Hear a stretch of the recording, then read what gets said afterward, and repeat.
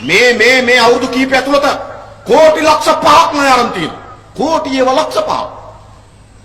හම්බන්තොට වරාට කෝටි 4500. මත්තල ගුවන්තොටුපළ කෝටි 3500.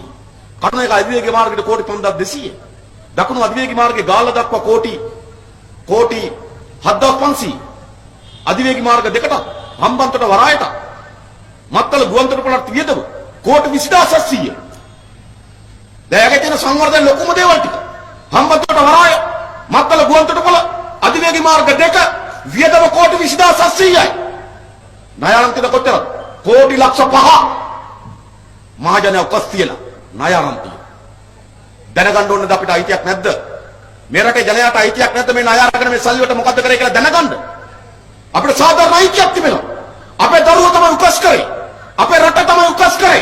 අපි තමයි ණය උගුල හිර කරේ. අද හැම පුරවැසියෙක්ම 2015 වගභාගය වෙනකොට හැම පුරවැසියෙක්ම ලක්ෂ 4මාරක් ණයකාරයෙක් වෙනවා. ලක්ෂ 4මාරක ණයකාරයෙක් හැම දෙනාම. රාජපක්ෂ මහතා ණය අරගෙන කෝටි ලක්ෂ 5ක් ණය අරගෙන මොකද අපේ සංවර්ධනය? කීවා සංවර්ධනය නෙවෙයි. වා සංවර්ධනය ජනතාවගේ ජීවිතවලට දැනෙන්න ඕන. ජනතාවට ජීවිතේ පහසු වෙන්න ඕන. ව්‍යාපාරවල ආදායම වැඩි වෙන්න ඕන. තරුණයින්ට රැකිරක්ෂා සුලභ වෙන්න ඕන. ඉස්පිරිතාල බෙහෙත් වැඩි වෙන්න ඕන. ඉස්කෝලේ පහසුකම් වැඩි වෙන්න ඕන. සංවර්ධනය. මේ වැඩට යන ජනතාව උදේ පාන්දර බස් එක එල්ලිලා යන විදිය කොහොමද? මේකට වඩා වැඩට යන පහසුකම් ඇති වෙන්න ඕන.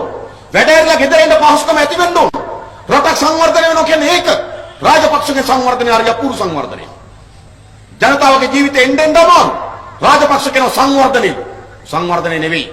රාජපක්ෂයි. රාජපක්ෂගේ පවුලයි. පවුල වටේ ඉන්න කල්ලියයි.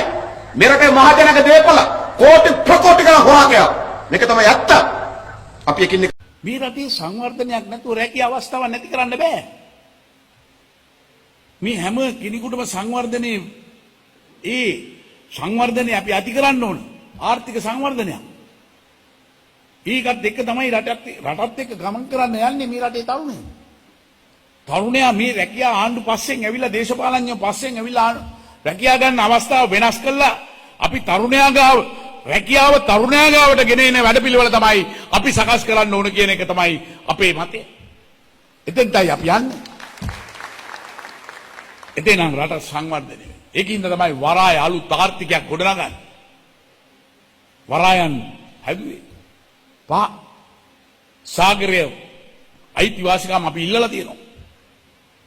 දක්ෂිණ ද්‍රවයේ 700ක් නේද? මේ වගේ ලංකාව වගේ 20 ගුණයක් 22 ගුණයක් එනවා. ඒකේ තියෙන සම්පත නෙලා ගන්න ඕනේ. ඉතින් මේකට උපාධිධාරියා තරුණයා අපි යොමු කරවන්න ඕනේ. විශ්වවිද්‍යාලයේ සඳහා සූදානම් වෙන්න ඕනේ. මේ අනාගත සංවර්ධනයත් එක්ක වුන් සූදානම් වෙන්න. තෙල් පිළිබඳව ගවේෂණය කිරීමේ නව අපි ගෙනල්ලා දැන් ගවේෂණය කරනවා 3D මේජර්ස් ගන්න. මම යනකොට ඒකට ලාංකික ඉංජිනේරුවෝ පුහුණුවටවත් දාලා නැහැ. මම නැවට ගිහිල්ලා මම කරේ පළවෙනි කතාව ඉල්ලීම. වහාම අපේ ඉංජිනේරුවෝ මේකට ගේන්න.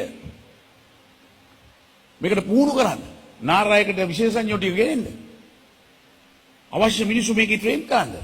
නිකම් මේ කට්ටියට මේකත් එක්ක අපේ මිනිස්සු පුහුණු කරන්න ඕන.